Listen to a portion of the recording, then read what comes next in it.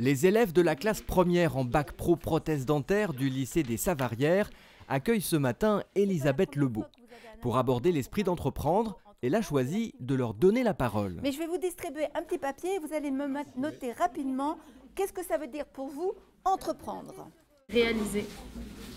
Prendre les choses en main. Commencer. Je sais pas trop pour l'instant, pas grand chose. L'investissement. L'investissement. L'autonomie. Pour beaucoup d'élèves, entreprendre reste naturellement associé à l'entreprise. Pourtant, ce qu'Elisabeth veut mettre en avant, c'est qu'entreprendre, c'est avant tout avoir un projet et le mener à bien. Alors, comment faire ressentir cela à des jeunes qui ont 16 ou 17 ans? Elisabeth a une méthode et un outil bien à elle. J'ai créé également des activités. J'en ai créé 3. Sur cette frise, elle a rassemblé son parcours, ses différentes formations, ses différents métiers, et il y en a. J'étais gardienne de musée à la Pinacothèque de Paris. Elisabeth a également été conseillère financière. Elle a créé et vendu des cartes postales. Elle a même un pseudo, Ciboulette, inscrit sur sa carte d'identité. Je trouve que c'est impressionnant de pouvoir changer autant et dans des voies mais complètement différentes. C'est dingue quand même. Et de pouvoir réaliser ses idées, ses envies comme ça, de se lancer, je trouve ça trop ouf.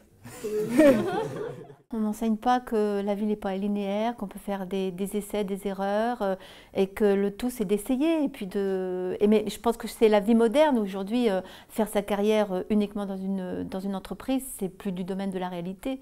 Enfin, peut-être pour certaines personnes, mais pas pour la majorité. Donc je pense qu'il faut vraiment se préparer à s'adapter, à se remettre en question, à trouver une solution pour pouvoir mener sa vie. Elisabeth peut avoir le sourire, le pari est gagné. Son parcours professionnel ressemble peu à celui d'un chef d'entreprise classique, mais il est riche d'enseignements. Son message, je pense qu'elle voulait nous dire qu'on peut faire ce qu'on veut dans la vie. Tu le savais? Hein? Tu le savais? Oui, je le savais, mais avec son parcours, on l'envisage plus. Moi, le message que j'ai compris, c'est quand on veut, on peut. Tout simplement. Et elle a fait plein de parcours différents. Et elle nous a dit que ça n'avait pas forcément réussi. Mais il faut toujours la volonté. Aujourd'hui, Elisabeth suit d'ailleurs une nouvelle formation pour devenir conseillère en insertion. Pour des élèves qui sont au début de leurs études, c'est assez incroyable. Comment ça se fait qu'il y a autant de motivation, même de continuer des formations à l'âge presque de la retraite. Et ça m'a impressionné et moi je pense que je ne serais pas aussi courageux que ça.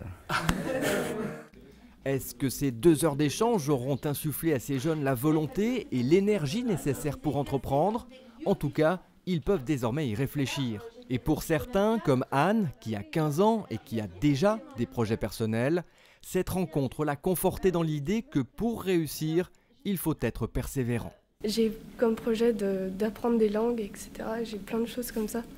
Mais je le fais vraiment en continu sur le temps. Et je prends vraiment mon temps. Ça me fait plaisir d'aller petit à petit. Et tant que j'ai mon idée en tête, rien ne peut m'arrêter.